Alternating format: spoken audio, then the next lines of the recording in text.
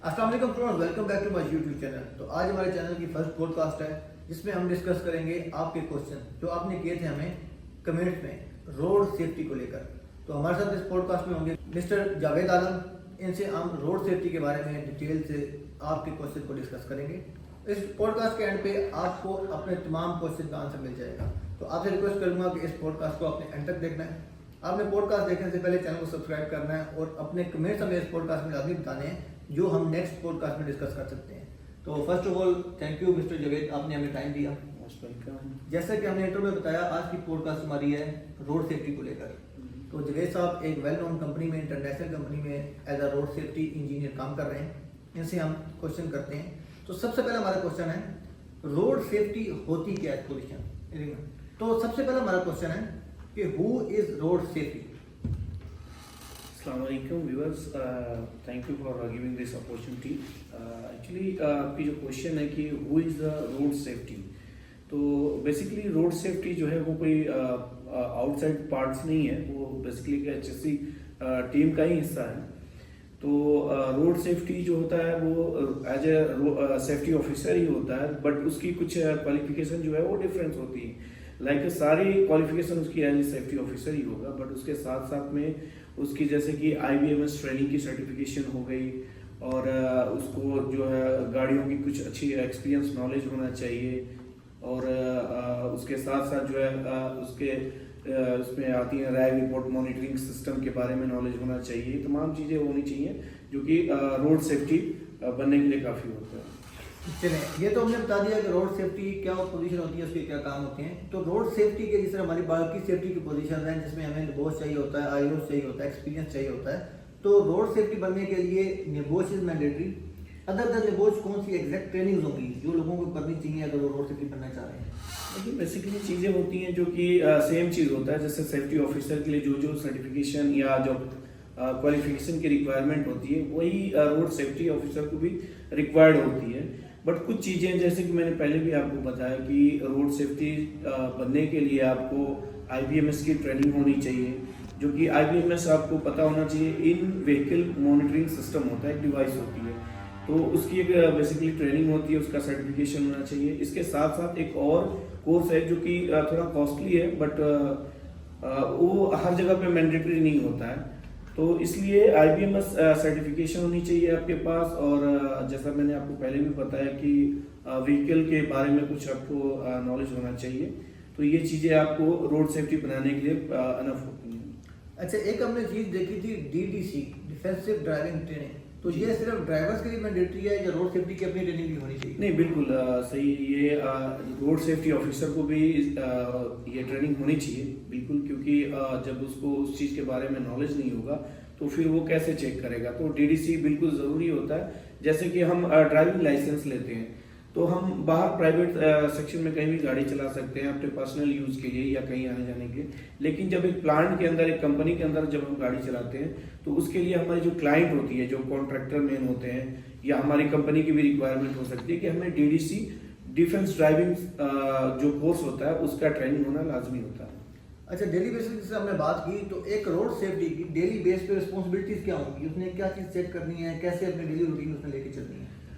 Basically जैसे एक safety officer की डेली रूटीन होती है कि वो साइड पे जाते हैं, एक्टिविटी कंडक्ट करते हैं और एरिया में विजिट करते हैं। सेम ऐसे ही होता है कि रोड सेफ्टी ऑफिसर की रिस्पॉन्सिबिलिटी होती है कि वो गाड़ियों की प्रॉपर मॉनिटरिंग करें। जो विजुअल इंस्पेक्शन एक होता है बिफोर स्टार्टिंग द व्हीकल, तो वो विजुअल मॉनिटरिंग करें, उनके अंदर जो भी डिवाइसेस हैं वो प्रॉपर वर्क कर रही हैं, जो भी उसके अंदर में सेफ्टी फीचर्स हैं वो प्रॉपर वर्क कर रहे हैं, वो अवेलेबल है कि नहीं है।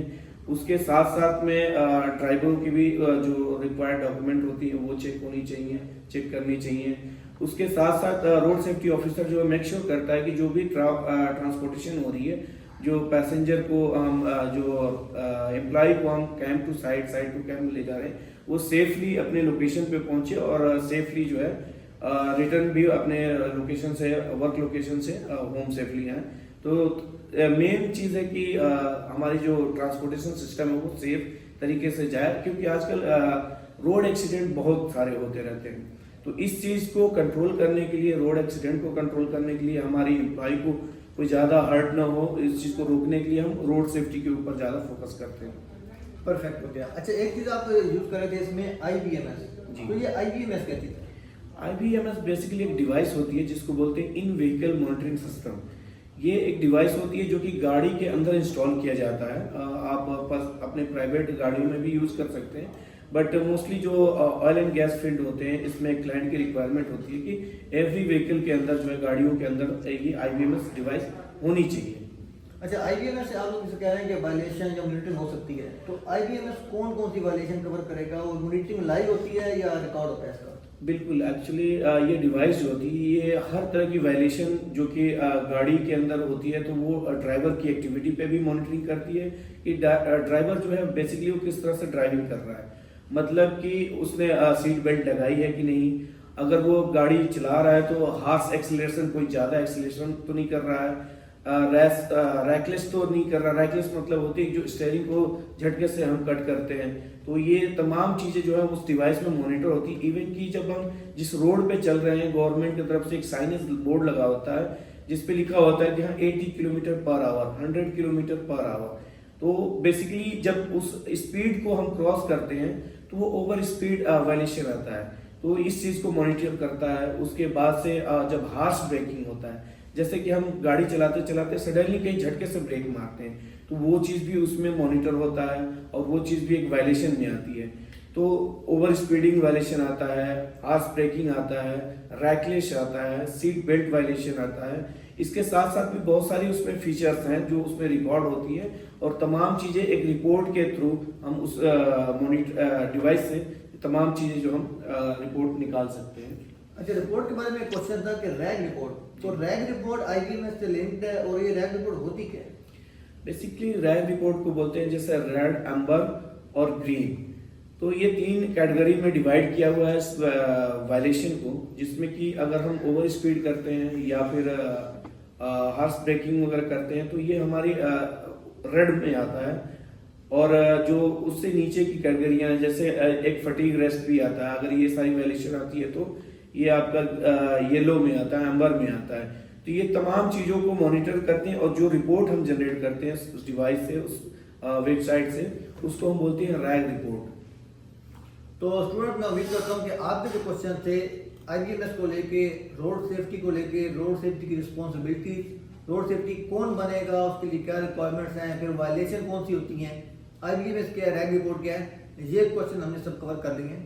अगर आपका कोई और भी क्वेश्चन है रोड सेफ्टी को लेकर तो आप कमेंट सेक्शन में हमसे पूछ सकते हैं। नेक्स्ट पॉडकास्ट में हम ट्राई करेंगे कि आपके मजीद जो आने वाले क्वेश्चन हैं उनको डिटेल से डिस्कस करें। वीडियो के अंत में आपसे रिक्वेस्ट करूंगा कि चैनल को सब्सक्राइब करिएगा, वीडियो को लाइक करिएगा और इस वीडियो को लिंक अपने उन तमाम दोस्तों के साथ शेयर करिएगा जो रोड सेफ्टी बनना चाह रहे हैं या रोड सेफ्टी काम कर रहे हैं, ताकि वो अपनी वर्क प्रैक्टिस को इम्प्रूव कर सकें। बेल आइकन दबाना ना भूलिएगा ताकि आपको नेक्स्ट वीडियो का नोटिफिकेशन टाइम पर मिल सके। आपके वक्त देने का बहुत शुक्रिया। Thank you so much. Thank you, most welcome.